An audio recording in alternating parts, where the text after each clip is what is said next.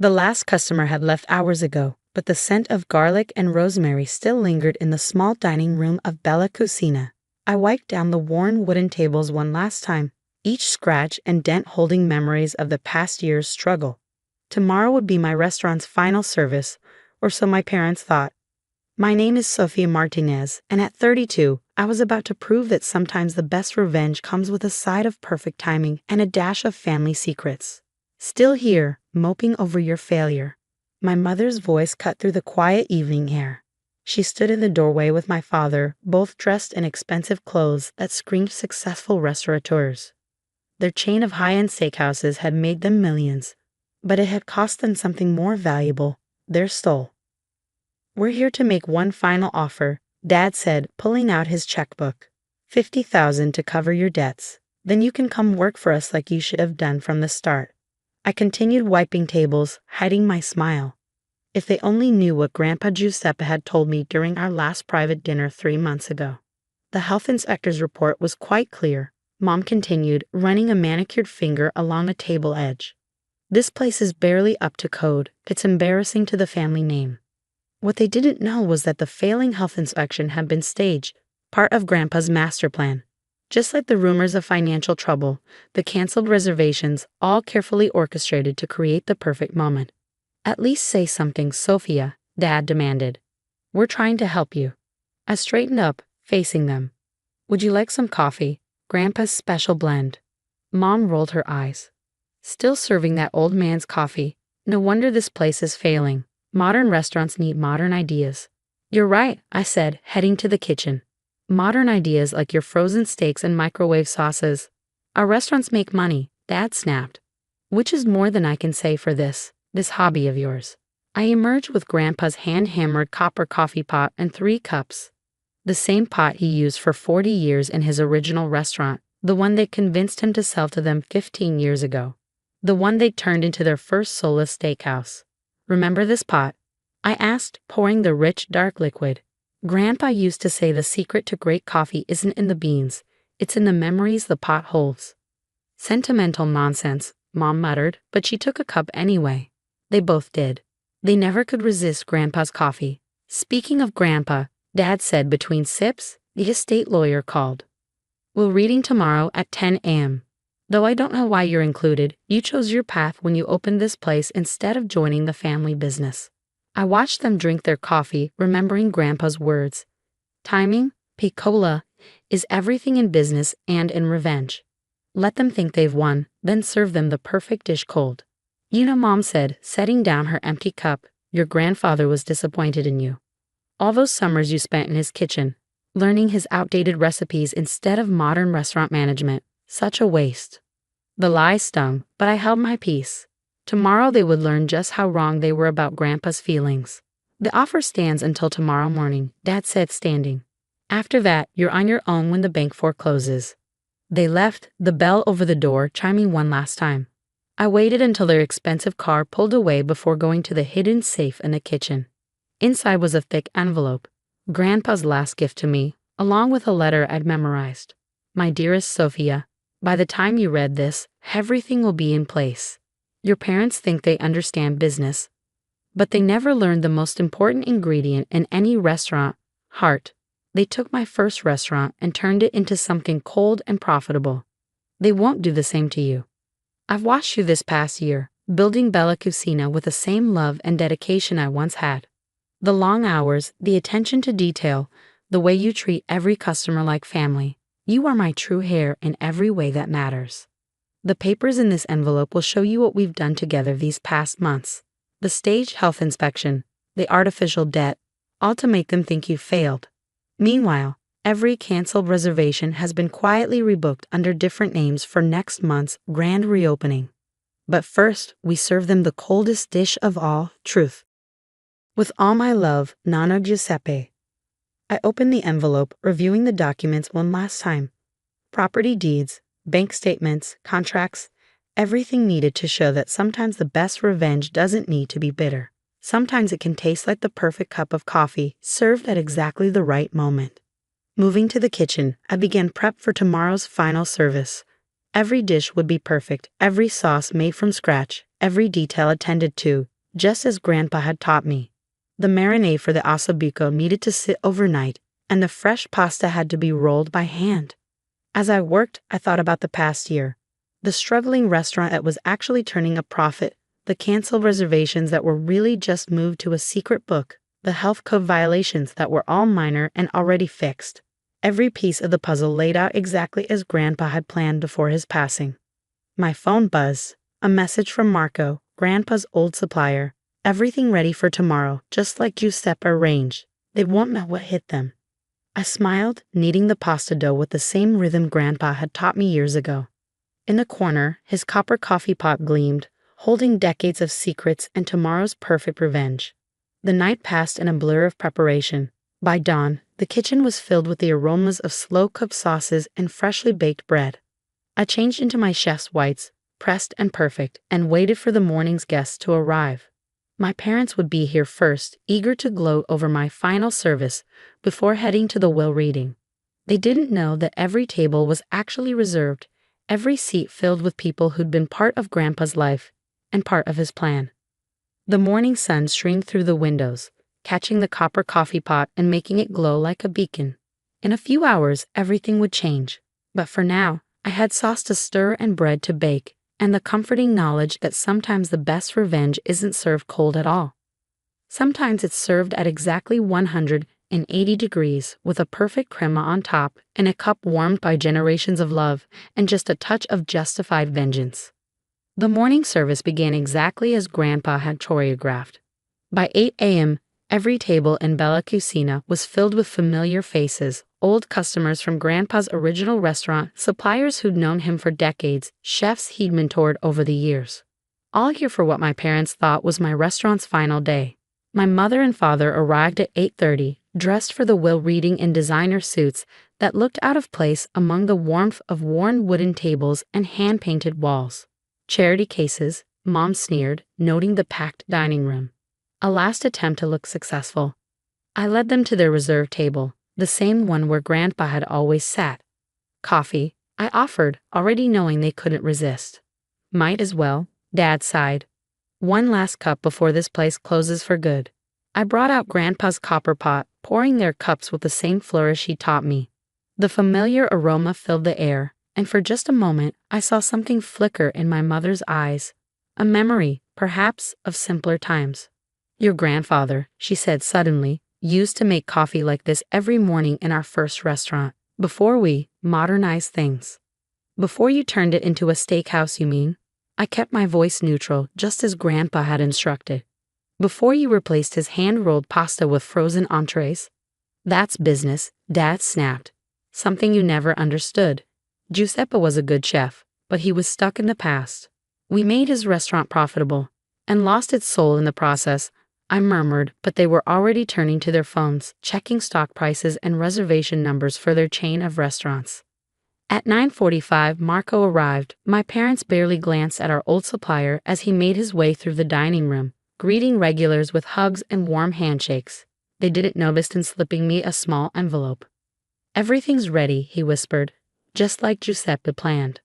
I nodded, tucking the envelope into my chef's coat. One last piece of Grandpa's puzzle falling into place. The law office of Harrison and Wells occupied the entire top floor of a downtown building. By 10 a.m., we were all seated in the conference room, my parents, their lawyers, and me. Mr. Harrison, who'd been Grandpa's attorney for 30 years, sat at the head of the table, a thick folder before him. Before we begin, he said, Giuseppe left specific instructions about how this meeting should proceed. He pulled out an envelope. First, he asked that we watch this video. My parents shifted impatiently as Mr. Harrison started the recording. Grandpa's face appeared on the screen, recorded 3 months before his passing. He looked tired, but his eyes sparkled with his characteristic mischief. If you're watching this, he began, then everything has gone according to plan. Robert, Maria, he addressed my parents, you're probably feeling very pleased with yourselves right now. Your restaurant chain is successful. You think you've proven me wrong about traditional values, and you believe Sophia's restaurant is failing. My father sat up straighter, frowning. But you forgot the most important lesson I ever taught you. A restaurant isn't just about profit. It's about heart, about tradition, about the love you put into every dish. Grandpa smiled. Sophia never forgot. That's why she agreed to help me with my final recipe, a dish best served cold. What is he talking about? Mom demanded, but Mr. Harrison held up a hand. The health inspection report you're so proud of citing. Grandpa continued. Arranged by my old friend Inspector Romano. Those canceled reservations, all rebooked for next month. The bank loans you think are coming due, paid off 6 months ago. My parents' faces paled as Grandpa continued, outlining every detail of our plan. How we created the illusion of failure while actually building a thriving business.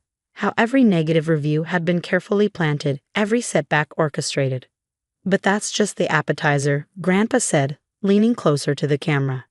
The main course is in my will. Mr. Harrison, if you please. The lawyer opened his folder. The last will and testament of Giuseppe Antonio Romano.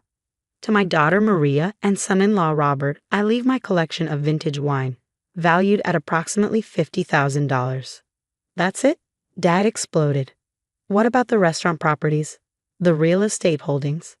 To my granddaughter Sophia, Mr. Harrison continued, I leave the following.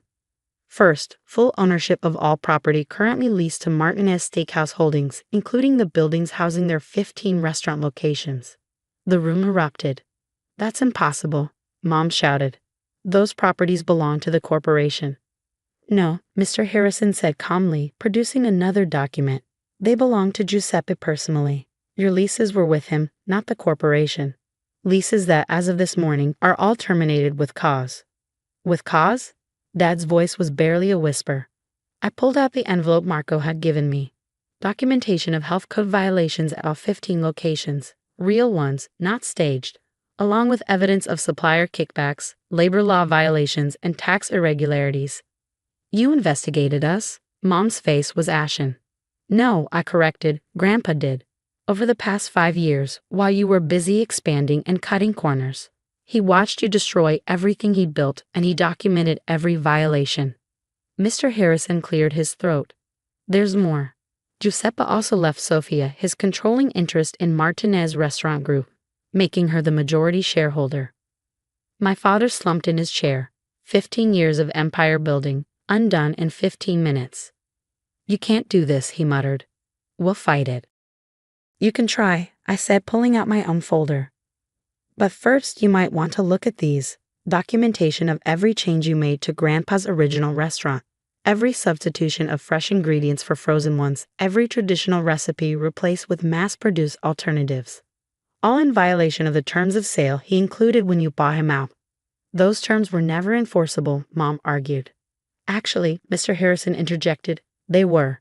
Giuseppe was very thorough in his contracts. You agreed to maintain the quality and standards of the original restaurant. You failed to do so. The contract clearly states that in such a case, ownership reverts to him or his designated heir. I stood up, smoothing my chef's coat. You have a choice. You can fight this in court, where all these documents will become public record, or you can accept Grandpa's final offer. What offer? Dad asked warily. You can stay on as managers of 3 locations, if you agree to return to Grandpa's original standards. Fresh ingredients, traditional recipes, everything made from scratch. The other 12 locations will be renovated and rebranded under the Bella Cucina name. And if we refuse, then I close all 15 restaurants tomorrow. The properties are mine now, remember? They huddled with their lawyers for an hour, but in the end, they knew they had no choice. The documents were ironclad, the evidence overwhelming. That evening, I returned to my restaurant, my first restaurant, I should say now. The dinner service was in full swing, the dining room filled with the regulars who'd helped maintain our charade of failure. Marco met me at the door. Giuseppe would be proud, he said, hugging me tight. You did it exactly as he planned. We all did it, I corrected, looking around at the bustling restaurant, everyone who loved him, who believed in his way of doing things. I walked through the kitchen, running my hand along the same copper pots Grandpa had used for decades. Tomorrow would bring challenges, renovating the other restaurants, retraining staff, rebuilding the reputation my parents had tarnished. But tonight was for celebrating. I picked up Grandpa's coffee pot, now mine, and began preparing his special blend. As the rich aroma filled the kitchen, I could almost hear his voice. Remember, Piccola, Success isn't measured in dollars or stars. It's measured in the smiles of your guests, in the love you put into every dish, in the traditions you keep alive. My parents arrived just before closing, looking oddly diminished without their designer clothes and corporate armor. They sat at Grandpa's table, their table now, I supposed as managers of one of the original locations. Coffee, I offered. They nodded, and for the first time in years, I saw tears in my mother's eyes as she breathed in the familiar scent.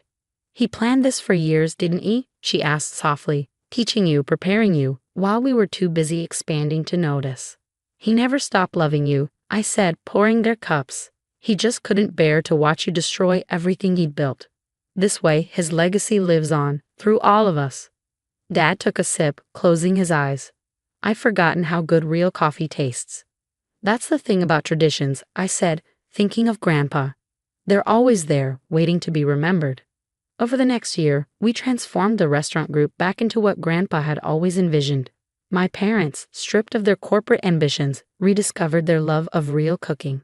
The other locations, reborn as Bella Cucina branches, returned to traditional methods and fresh ingredients. And me? I kept Grandpa's copper coffee pot on the stove, brewing his special blend every morning, remembering that sometimes the best revenge isn't revenge at all. Sometimes it's simply returning things to the way they should have been all along. 1 year later, I stood in the kitchen of our flagship restaurant, the one my parents had first transformed into a steakhouse, now restored to its original glory. The same worn wooden tables, the same hand-painted walls, the same commitment to quality that Grandpa had insisted upon. My mother was at the pasta station, teaching a young chef how to roll dough by hand, something she hadn't done in 15 years. My father was in the dining room, greeting guests by name, remembering their usual orders, being the restaurateur Grandpa had first taught him to be. And me? I was brewing coffee in a copper pot that held 3 generations of memories, adding new ones every day. Because in the end, Grandpa's master plan wasn't about revenge at all.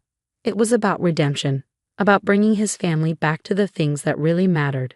Sometimes the best dishes aren't served cold. Sometimes they're served exactly the way they were meant to be, with love, tradition, and just a hint of hard-learned wisdom. Just like Grandpa's perfect cup of coffee.